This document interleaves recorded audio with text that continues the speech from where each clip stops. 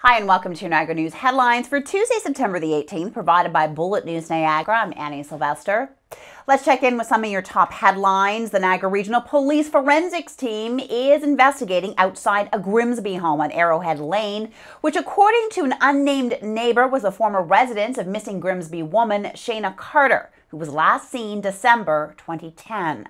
Police at the scene refused to offer any details about the investigation, but issued a news release stating they had executed a search warrant and that the search will continue there for an undetermined amount of time.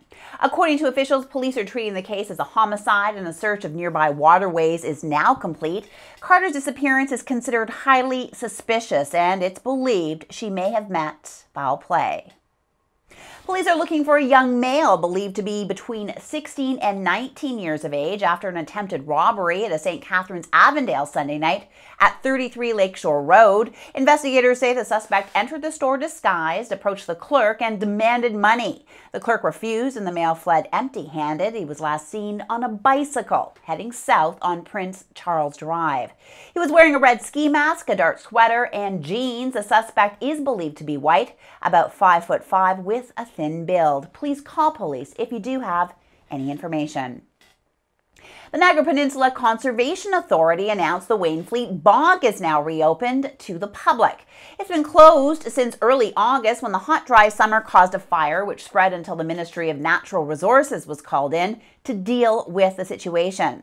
A crew of 14 firefighters had to drop a total of 500,000 gallons of water on the fire over a week-and-a-half period to get it under control. Despite the work done as well as recent rainfalls, the area does remain a high-risk area and all visitors are reminded to stay on the designated trails and refrain from smoking while visiting. And now let's turn to a preview of Carolyn Iannoni's weekly video show, In My Opinion. This week, Carolyn tackles the issue of the recent legislation that, among other things, forced a wage freeze for teachers. Let's take a look. Last week, the provincial government passed Bill 115, otherwise known as the Putting Students First Act. It essentially freezes teachers' wages, cuts benefits, and prevents them from going on strike. This bill was passed with less than 24 hours of public hearings and very limited debate. The government claims one of the reasons this bill was rammed through was to help eliminate a $15 billion deficit. The education minister is quoted as saying that it is an important day that will allow cash-strapped government to put money where it is most needed. We had to make choices to keep dollars in the classroom and ask our partners in education to take a pause when it comes to pay raises and benefits that are not in keeping with our current fiscal realities. I get that. The government's broke with a $15 billion deficit, so they have to start cutting and save money somewhere, right? So using her analogy about pay raises and benefits that are not in keeping with this fiscal reality, I went online and I pulled up this year's Sunshine List. That's the list of public sector employees making more than $100,000 a year. Here's but a few of those wages and salaries that were disclosed. The Deputy Minister of Education made $259,300. The Assistant Deputy Minister, Student of Achievement Division, made $189,000.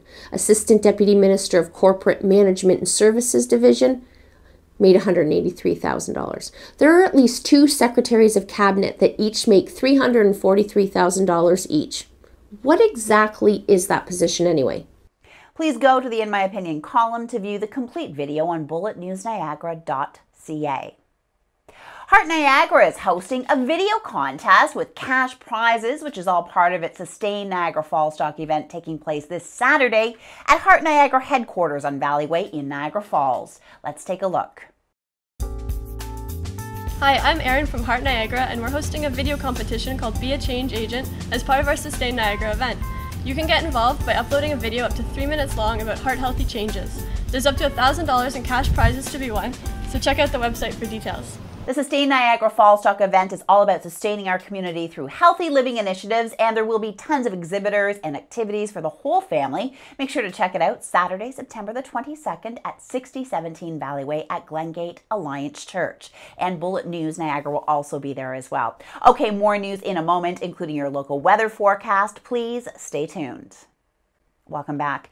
Now let's check on the weather, brought to you by Niagara Battery and Tire, the #1 choice for your tire, battery, and automotive needs in the Niagara Peninsula. In Wednesday's forecast, we see mainly sunny skies, a high of 18. For Thursday, a mix of sun and clouds, a 30% chance of showers, a low of 12, a high of 21. Friday, cloudy, a 30% chance of showers, a low of 14, and a high of 19. Saturday, showers, a low of 18, a high of 19. And Sunday, again, more rain, a low of 12, a high of 16. This weekend was a first ever for downtown St. Catharines as St. Paul Street got blocked off and young and old hit the streets to participate in Art City. The interactive event featured theater, dance, learning about musical instruments, and even a couple of exciting extras, including a graffiti jam and a zombie flash mob. I was there for some of the action. Let's take a look.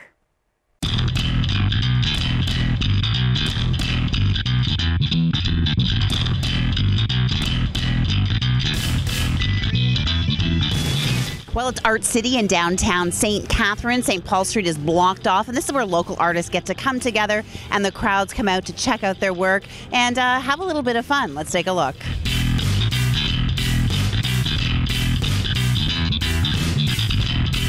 I think for a first-time event, it's been a real success. We've had a significant number of people through. Lots of great artists out here, lots of great installations, lots of families, which was really, really good. I would say at any given time throughout the day, there's been 500 or 600 people in this sort of 2-block section. So, I mean, if you do the math over the span of a 10-hour day, we've definitely had several thousands of people through here. It's great exposure for local artists, which is fantastic. A lot of the time, people don't tend to have an opportunity to see what great artistic talent there is in the Niagara region, so this is great exposure for them. The other benefit is it brings people into the downtown area. It's exposure for local downtown businesses. You know, everybody loved it. This is like almost the 10th year that we're doing a graffiti jam here, and I was invited down to paint a wall, and I grew up painting graffiti here with all my boys, and that's what we're doing today. Fulton Fitness, he's been a great help today. Fulton 24-hour fitness gym in St. Catharines, Ontario. Great gym to work out at too. He's given us his walls of his business to paint on, you know, and so we all get down here and he supplies paint and gives us refreshments and stuff too, and we just throw down. But what we're doing right now is we're combining our graffiti jam with fucking Art City. But our Art City is something that is taking the city by surprise, right? We're getting all sorts of artists in town. We're getting everybody together, and we're gonna do something big, right? Like, artists by themselves is a small force, right? But when you collaborate, everybody in the city, then it becomes something powerful. Graffiti is something that by itself is a known force that people think it's negative, right? It's something not positive, right? So we're taking it to a legal venue, and we're gonna show people like what it really is. It's not about alleyways, it's not about bridges, like it's about creating something positive, no matter where you are.